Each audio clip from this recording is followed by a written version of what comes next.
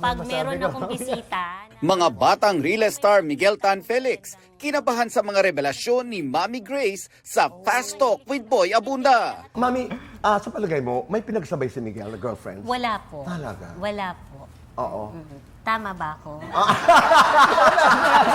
All out din sa pagsagot sa mga tanong ni Tito Boy. Meron ho bang naging girlfriend si Miguel na ayaw niyo? Lahat po sila gusto ko. Sa girlfriend naman ni Miguel na si Isabel Ortega. Okay na to. Nafe-feel ko na genuine yung kabaitan ng bata. Actor-comedian na si Buboy Villar itinanggi ang akusasyon ng pananakit sa ex-girlfriend na si Angeline Gorens. Sa usapin naman ng hindi umanong pagsusustento sa mga anak nila, Napag-usapan namin ito ng legal at approve ito ng VAUSI.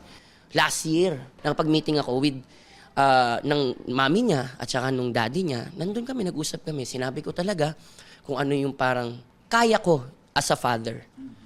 sinisika pa naming makuha ang reaksyon ni Gorens.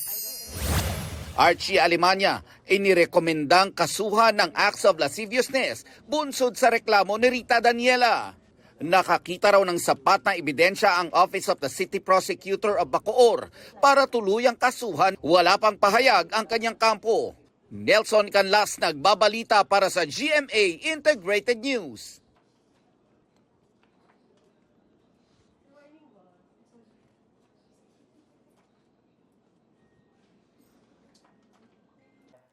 Huwag magpahuli sa mga balitang dapat niyong malaman.